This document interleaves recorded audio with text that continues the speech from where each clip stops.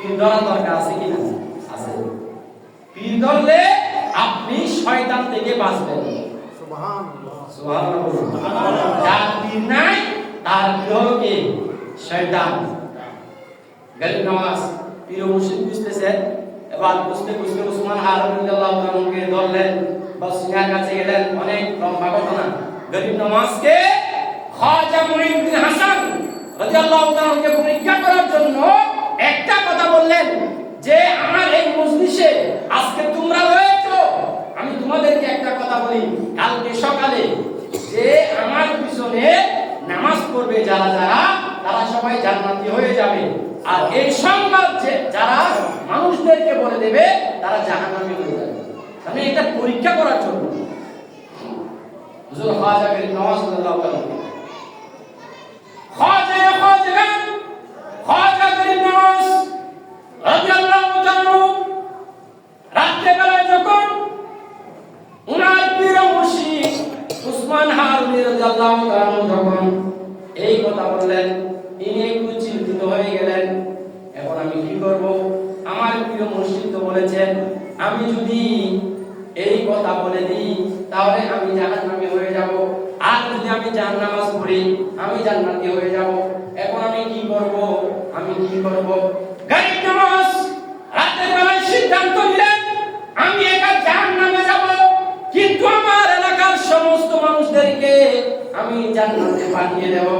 যাও আছে বলুন সুবহানাল্লাহ। গরিব নওয়াজ রাতের বেলায় পুরা গ্রামের মধ্যে ঘুরে ঘুরে এই কথা ডিক্লার করে দিলেন, যারা যারা আগামীকাল আমার প্রিয় মুর্শিদের পিছনে নামাজ পড়বে তোমরা সবাই জান্নাতি হয়ে যাবে। সুবহানাল্লাহ। গরিব নওয়াজ পুরা গ্রামের মধ্যে এই কথা ডিক্লার করে দিলেন। সবাই দেখলেন ফজরের নামাজের জন্য সবাই উপস্থিত হয়েছেন। ওই উসমান হারুন রাদিয়াল্লাহু তাআলা নামাজ পড়ানোর জন্য, ইমামতি করার জন্য দাঁড়িয়ে রইলেন। দেখলেন পুরো মসজিদে ভরপুর, কানায় কানায় ভরপুর। কি ব্যাপার? এই কথাটা তো আমি বলেছিলাম যে কয়েকজনকে যারা আমার পিছনে নামাজ পড়বে তারা কিন্তু জান্নাতি হবে, আর এই কথা যে বলে দেবে সে জাহান্নামী হবে। এই কথাটা কে বলে দিল? গ্রামের মধ্যে এই কথা কে ডিক্লার করে দিল? উসমান হারুন রাদিয়াল্লাহু তাআলা বলেন, এ মুঈনুদ্দিন হাসান তুমি এদিকে আসো, এই কথা তুমি বলে দিয়েছো? বলে হ্যাঁ বলে দিয়েছি। কেন?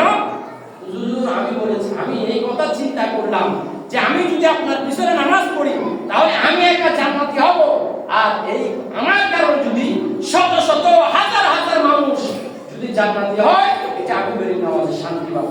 সুবহানাল্লাহ। গরিব নওয়াজ রাদিয়াল্লাহু তাআলাকে উসমান হারুন রাদিয়াল্লাহু তাআলা মুস্কি হাসি দিয়ে বলে, আরে বাবা আমি তোমাকে এটা বলেছি এই জন্য, শুধুমাত্র তোমাকে পরীক্ষা করেছি আল্লাহর বান্দার প্রতি তোমার প্রেম কতটুকু হয়েছে। সুবহানাল্লাহ। বাস ইনাকে বলে নিলেন। এবার বললেন